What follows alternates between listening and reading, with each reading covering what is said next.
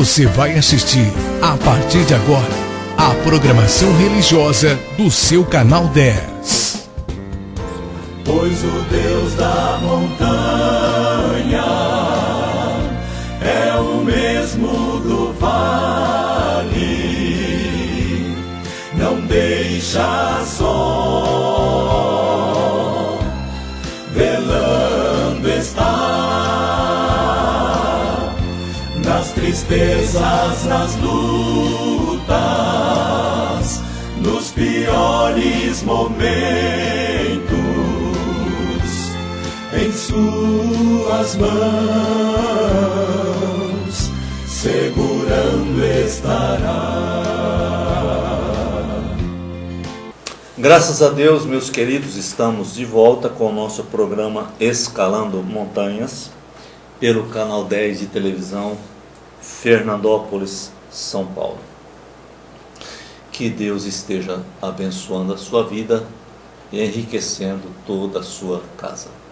Nós estamos falando algumas palavras sobre o Dia das Mães. O Dia das Mães é em maio, o mês da família é maio. E, aliás, em Fernandópolis, o mês do aniversário da nossa cidade é Fernandópolis, né? 22 de maio é a data do aniversário da nossa cidade. Então, que ela seja tão abençoadora quanto as mães, não é verdade? Porque nós moramos aqui, pertencemos a esta terra. Muito bem, vamos ler hoje Isaías 49, 15, que diz assim: acaso pode uma mulher esquecer-se do filho que ainda mama, de sorte que não se compadeça do filho do seu ventre? Mas ainda que esta viesse a se esquecer dele, eu todavia não me esquecerei de ti. Amém. Glória a Deus.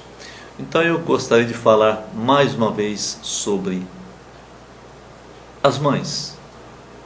Por causa do Dia das Mães, queria falar um pouquinho mais sobre as mães. Nós lemos aqui que mesmo que uma mãe se esqueça do filho, Deus não se esquece. E que seria a coisa mais difícil, não vou dizer impossível, mas difícil, seria uma mãe que amamenta esquecer do filho. Seria muito difícil. É bem improvável. Pode acontecer por causa de alguma enfermidade, né? Mas ela não se esquece. Então Deus diz: mesmo que ela se esquecesse, eu não me esqueço. Tá? É uma comparação com as mães.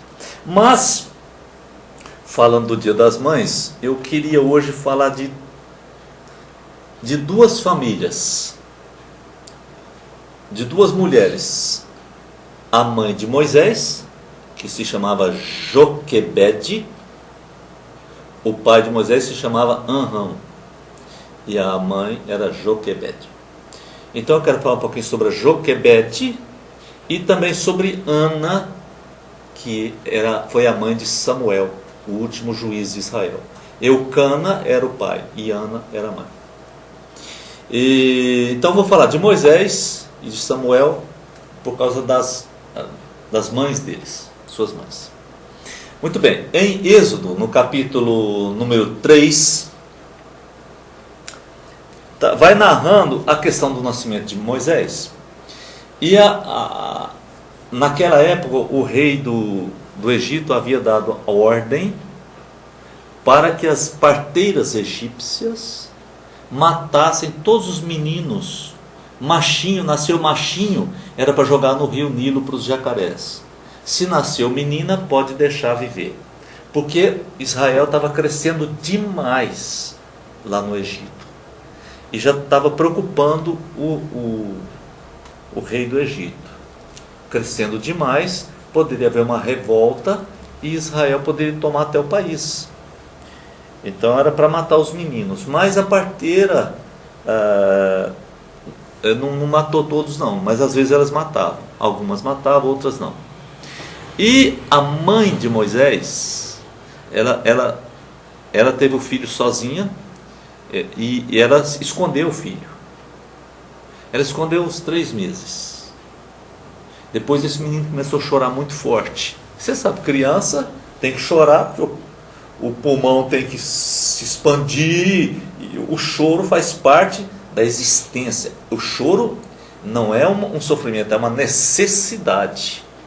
Chorar é como respirar, ela faz parte do crescimento. E vai chorar.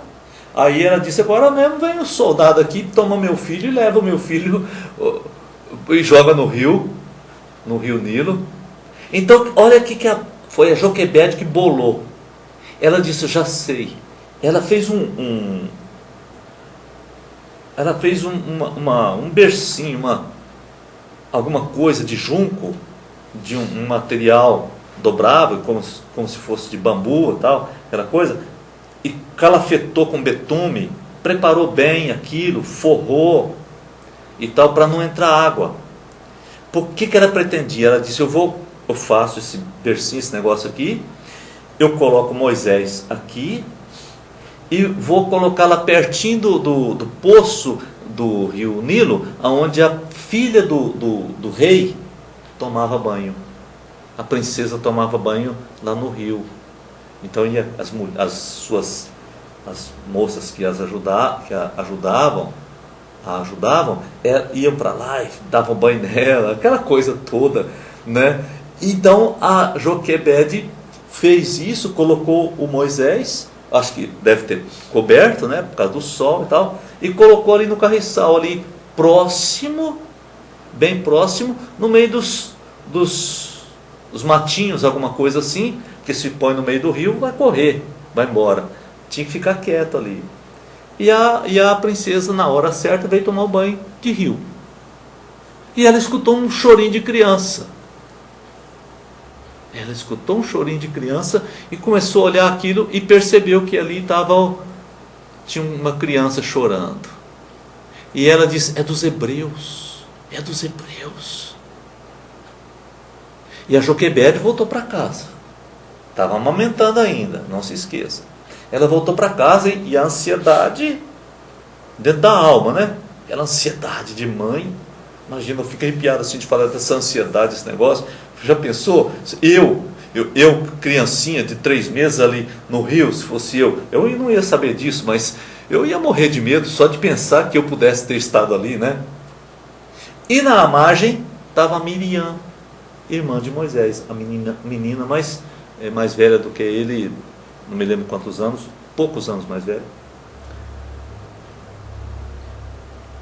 E a Miriam chegou, é filho de hebreus, quer que eu encontre uma ama de leite para ele?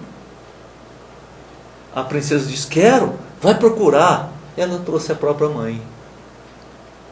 Aí a princesa disse, a senhora cuide bem do menino, que ele é meu, hein? Eu aqui achei, ele é meu. Eu até vou pôr o nome de Moisés, que significa tirado das águas. Vai chamar Moisés. Cuide bem dele, eu te pago. Pagou salário para a própria mãe cuidar do próprio filho. Coisa de louco. E ela levou Moisés para casa, cuidou deles até desmamar, até os 5, 6 anos, eu acredito que por aí. E nesse tempo ela ensinou tudo que podia para o filho. Tudo. Aí chegou o tempo, ela teve que devolver Moisés, e Moisés foi morar no palácio.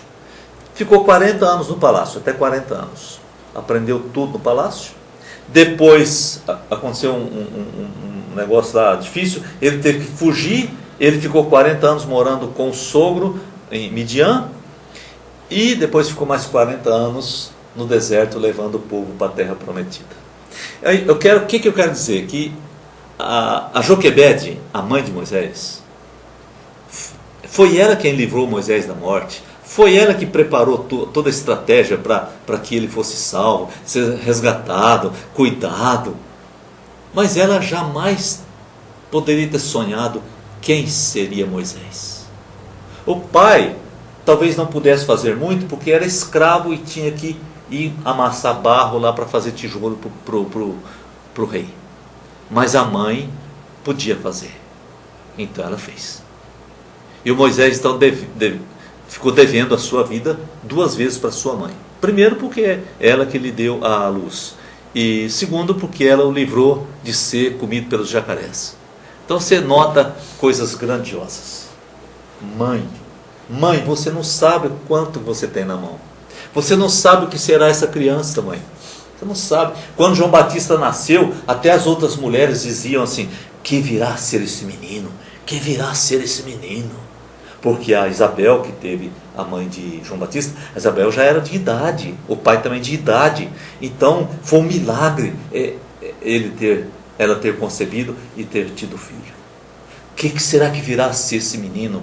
Ela nunca sonhou que João Batista ia perder a cabeça preso lá, quando Herodes mandou tirar a cabeça dele, né? Essa história é conhecida, tem filme por aí falando sobre isso aí. Ela nunca imaginou. Porém, o João Batista, Jesus disse: dentre os nascidos de mulher, ninguém é maior do que João Batista. E eu descobri isso. Por que ele falou isso? É porque João Batista foi o homem que revelou Jesus Cristo ao mundo. E João Batista que diz: eis o Cordeiro de Deus que tira o pecado do mundo. Foi João Batista. Ninguém foi maior do que João Batista. Entretanto, ele comia mel silvestre com gafanhotos e morava nos desertos. Ele nunca casou, nunca teve filho. Ele foi morto cedo, com 30 e poucos anos ele foi assassinado. Mas um homem admirável. E eu disse, ainda tem um tempinho, eu disse que ia falar sobre Samuel. Samuel é filho de Ana. Samuel foi o último dos juízes de Israel. E Ana não conseguia ter filho. E então Ana ficava desesperada, porque a outra ficava dizendo: você não pode ter filho, você não sei o quê, eu tenho filho, você não tem. E a Ana sofria. Então eles iam para Jerusalém uma vez por ano fazer a festa do Pentecostes, aquela coisa toda, aquelas festas de 15 dias às vezes. E a Ana ficava muito triste. Um belo dia, o Eli, o sacerdote, entra no templo e vê Ana falando sozinha. Ela estava orando, mas o Eli não sabia que a Ana estava orando. E o Eli, de longe, diz: ô mulher, acaba com esse vinho, essa pinguinha, né? Acaba com esse vinho. Você está bêbada? Vai lá com o seu marido participar da festa. Ela estava sentada no banco. Eu acho que ela se levantou e disse: não, meu senhor, eu não estou bêbada, eu não estou usando álcool, a sua serva está triste, eu estou muito triste, eu estou angustiada, eu estou sofrendo. Aí o Eli caiu em si, ele era o sacerdote, ele olhou para ela e disse: que Deus conceda a você o seu desejo, sua necessidade. Daquele momento em diante, Ana sarou, voltou, foi para o churrasco, foi fazer a festa e foi embora para casa. 5 anos depois ela voltou e perguntou a Eli: Eli, você lembra de mim? Olha para mim. Eli disse: não lembro, querido, eu não lembro de você. Eli, eu sou aquela mulher que você disse que eu estava bêbada no templo e tal. E ele disse: lembro de você. Ela disse: então, era por esse menino que eu orava, tinha uns 5, 6 anos, o Samuel. Ela disse, e eu, pegou a mão dele, entregou para ele e disse: eu trago esse menino e devolvo para Deus. Deus me deu, agora eu dou para Deus. Eu trago esse menino para servir a Deus. E você é responsável por ele agora. Trouxe roupa, trouxe tudo. Samuel foi o maior juiz de Israel. Mamãe, sabe, mãe, você não tem noção quem será sua filha, quem será seu filho, o que vai acontecer. Descanse em Deus e esteja em oração sobre a sua descendência. Ore mais, mãe. Pare de reclamar de ser mãe, pare de reclamar do seu marido, pare de reclamar da vida. Agradeça a Deus que você tem um filho. Não o trate como um cachorrinho de estimação. Eduque o seu filho no caminho certo. Ele vai ser um homem de Deus. Porque Deus te deu um filho, porque confiou em você. Amém? Você pode dizer comigo amém? E na sua casa pode dizer amém. Mude sua atitude para com o seu filho. Você não sabe o que ele será. Poderá ser um homem extraordinário. Quem sabe o prefeito da cidade. Quem sabe o presidente do Brasil. Não sei. Sonhe um pouco mais com seu filho. Para de reclamar, para de choramingar. Trate dele como se ele fosse o presidente da república, não deixando ele dar tapa na sua cara. Não é sobre isso que eu estou falando. Eu não estou falando sobre isso. Não estou falando sobre isso, tá bom? Me desculpa aí, não estou falando sobre isso não. Estou falando sobre o cuidado com a alma dele, com a masculinidade dele, ou com a feminilidade da sua filha.